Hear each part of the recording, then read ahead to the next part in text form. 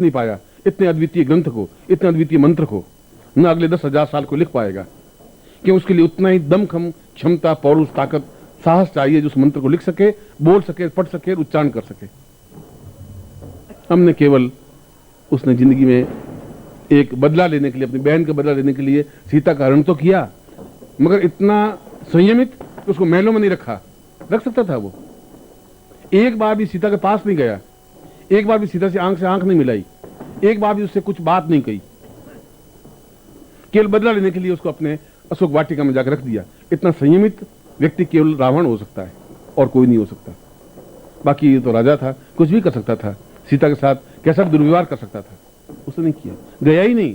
जब भी अशोक वाटिका में गया तो मंदोदरी को साथ लेके गया है, चाहे तुलसी का रामायण पढ़ ले, चाहे वाल्मीकि रामायण पढ़ ले।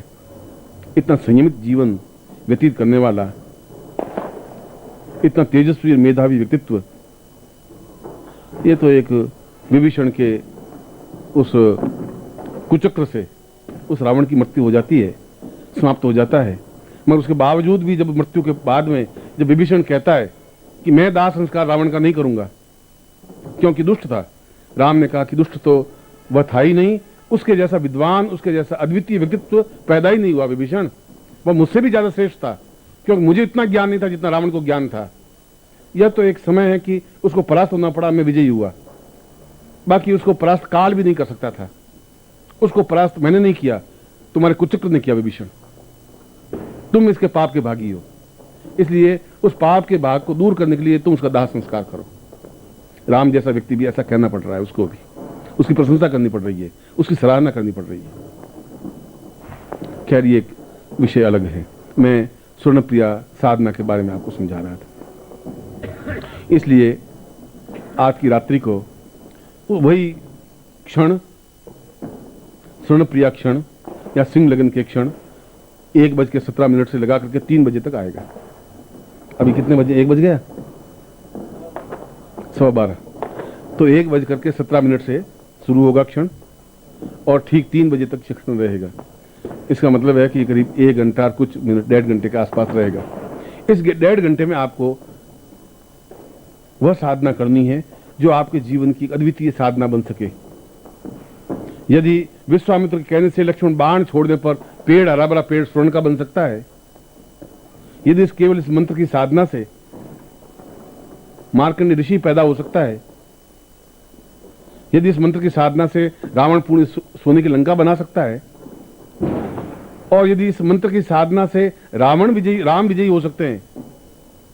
यदि आपने दक्षिण में गए हो तो दक्षिण में जितने भी मंत्र हैं उन सभी मंदिरों में इसका एक एक बीज अंकित है।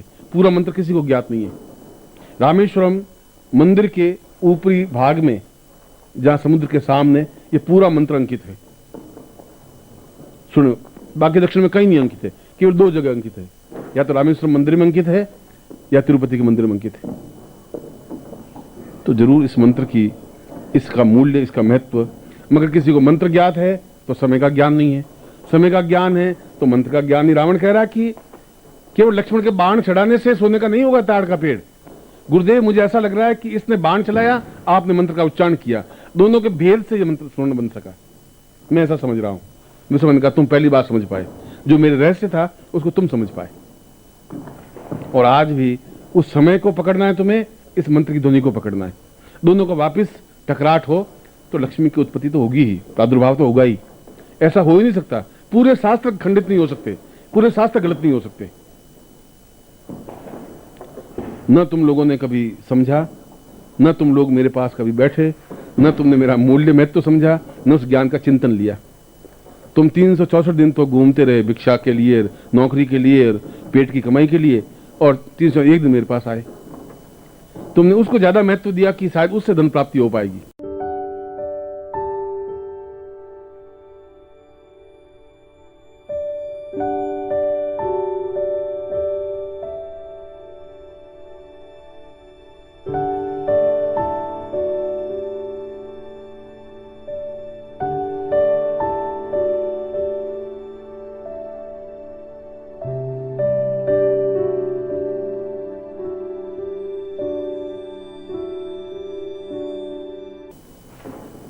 नौकरी करने से या तोल हाथ में, डंडा हाथ में लेने से उससे लक्ष्मी प्राप्ति नहीं हो सकती। जीवन निर्वाह हो सकता है, और तुम जीवन निर्वाह के अलावा कुछ कर नहीं सके और कर भी नहीं सकते। ये और बता देता हूं, कितना कर सकते हो? 2 लाख, 3 लाख, 4 लाख, 5 लाख, 10 लाख। 10 लाख की आज के युग में कोई वैल्यू न तो उसमें थी, ना आज है, न 10 साल बाद कोई वैल्यू होगी। ऐसा कुछ हो ही नहीं सकता। तुम्हारे 10 लाख में आनंद प्राप्ति नहीं हो सकती, सुख प्राप्ति नहीं हो सकती। तुम्हारे 10 लाख से बहुत निश्चिंत निर्भीक नहीं बन सकता आदमी। तुम्हारे 10 लाख का कोई मूल्य महत्व नहीं है।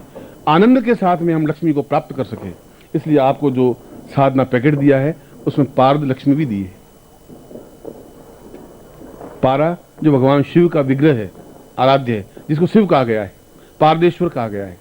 पारा तो अपने आप में चंचल है, लक्ष्मी भी अपने आप में चंचल है। अगर पारद को बांधा है तो बांध करके लक्ष्मी की स्थापना की है। ये पूरे पारे से निर्मित है, अपने आप में मूल्यवान, महत्वपूर्ण है, और बाकी इसके साथ इसके आयुध हैं। इसकी साधना भी, इसको सामने रख करके, और फिर मैं अपनी तरफ से आज आपको एक अद्वितीय उपहार दे रहा हूं इस दीपावली की रात्रि को, जो कि अपने आप में एक श्रेष्ठतम यंत्र है और जिसको मैंने खुद ने सिद्ध किए हैं। और सिद्ध करने के बाद में उस यंत्र को भी मैं आपको दे रहा हूं, जिससे कि आप उसके सामने उस यंत्र को एहसास कर सके। और यदि आप कभी सुबह 4 बजे या 5 बजे बिल्कुल निस्तब्ध रात्रि हो, जब आवाज नहीं हो, शांत समय हो, उसमें उस यंत्र को सामने रख दें आप और ध्यान में बैठ जाएं, आपको खुद को उनमें से मंत्र उच्चारण करता हुआ सुनाई देगा। उस यंत्र की ये विशेषता होगी, उस यंत्र की ये महत्ता है, यह मूल्य है उस यंत्र का, जो आप नहीं समझ पाओगे। तुम्हारे कान तब सुन पाएंगे जब तुम बिल्कुल शांत सरल चित्त से उस यंत्र को सामने रख दें और शांत बैठ जाएं।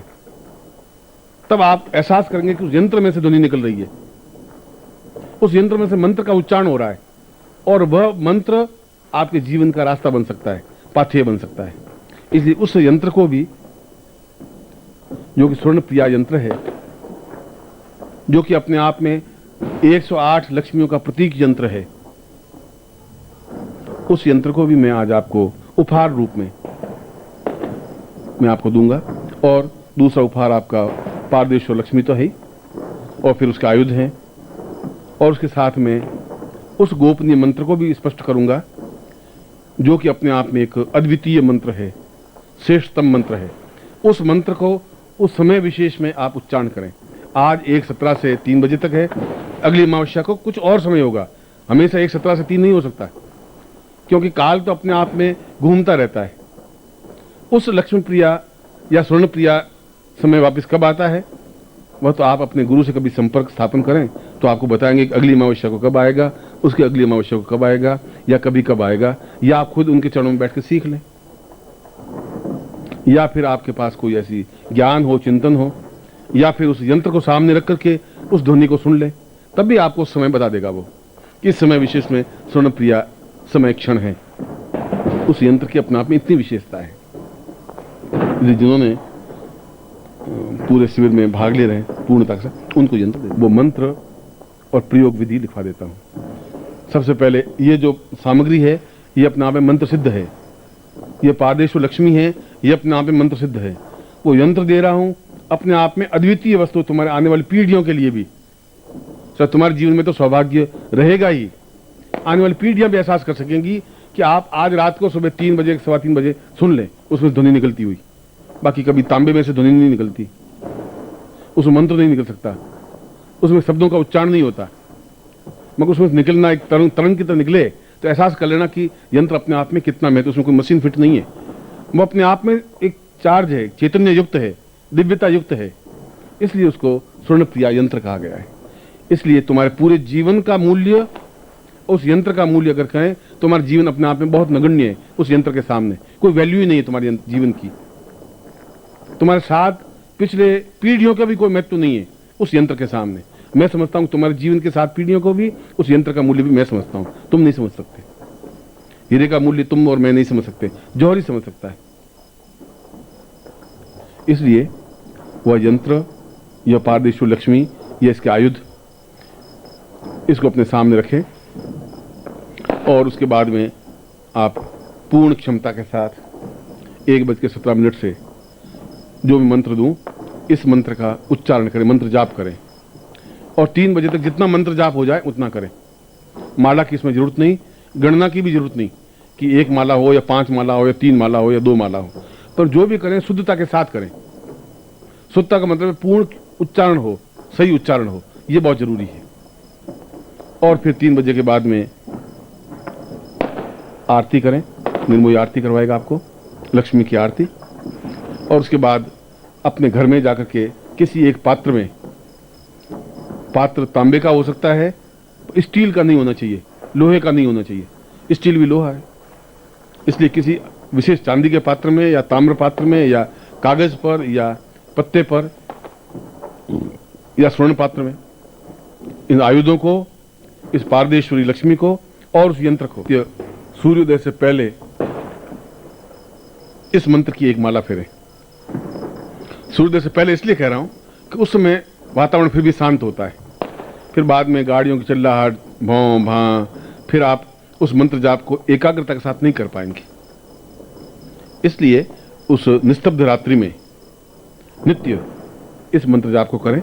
ऐसा कुछ बंधन नहीं है, सूर्य के बाद में मंत्र जाप कर ही नहीं सकते, ऐसा बंधन नहीं है, मगर जहां एकांत हो, शांत हो, सरलता हो, वहां इस मंत्र जाप को करें। आपने लंका को कभी पढ़ा नहीं, जब राम